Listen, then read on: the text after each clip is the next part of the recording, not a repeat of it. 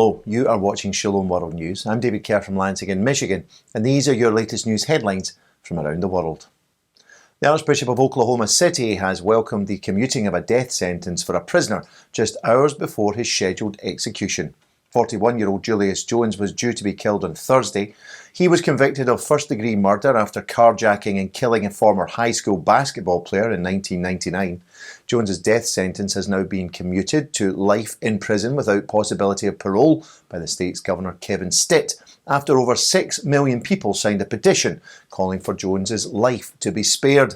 In response, Archbishop Paul Coakley of Oklahoma City congratulated the governor, saying that opposing the death penalty does not mean going soft on crime. Rather, he said, it means being strong on the dignity of life. Earlier on the day, Archbishop Coakley had offered Holy Mass for both Governor Stitt and Julius Jones.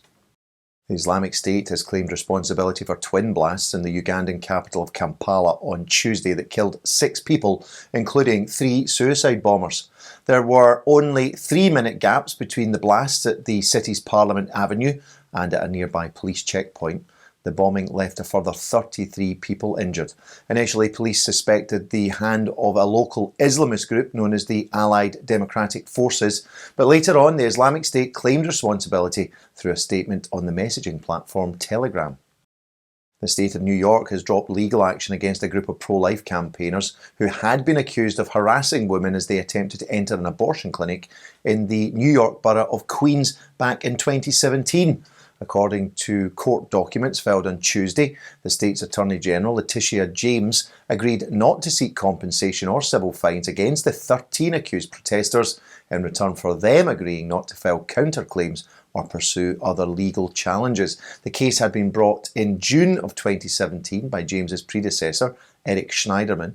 The lawyer for Scott Fitchett, who is one of the accused campaigners, described this week's events as a major victory and repeated that his client did nothing wrong by exercising his First Amendment right to preach the gospel on a public sidewalk. The Archbishop of Sydney in Australia has warned that new euthanasia laws threaten to turn the state of New South Wales into a two-class society. Archbishop Anthony Fisher made his comments at a rally outside the state parliament on November the 18th as politicians inside the parliament prepared to vote on a proposed voluntary assisted dying bill.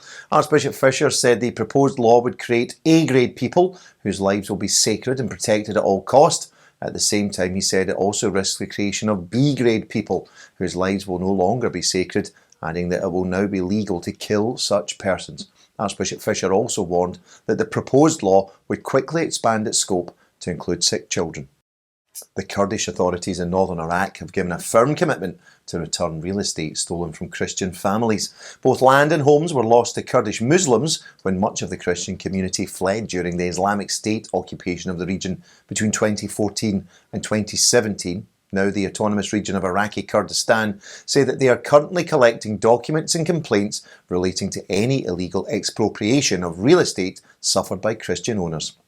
Local committees have now begun the process of creating detailed maps of illegally expropriated properties.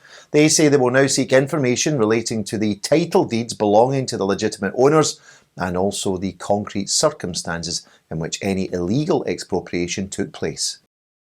The campaign group Aid to the Church in Need has teamed up with Pakistan's National Catholic Commission for Justice and Peace in order to call for an end to the abduction of underage girls from religious minority groups, including Christianity. Although Pakistan's constitution guarantees freedom of religion and the rights of children, the campaign groups say that the law seldom comes to the aid of minorities. They allege that in most cases, the parents of minor girls who are abducted face a hostile attitude from the police when they try to lodge a complaint. Hence, they're now calling for the Pakistani government to take greater action to address the issue. Finally, the Archdiocese of Sydney in Australia has a new auxiliary or assistant bishop. He's Father Danny Meagher. The 59-year-old is currently the administrator of the parish of All Hallows in the Five Dock area of Sydney. A native of New South Wales, Bishop-elect Meagher studied economics and law at Sydney University. After working in a legal firm for 3 years, he entered the seminary and was ordained to the sacred priesthood in 1995.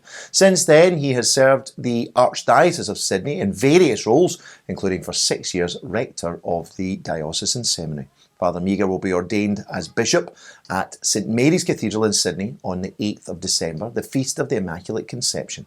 Good luck and God bless Bishop-elect Meagher and Multos Annos. Well, that's your latest headlines for now. Do join us for more tomorrow. You can also visit us at swnews.org for news updates. Shalom.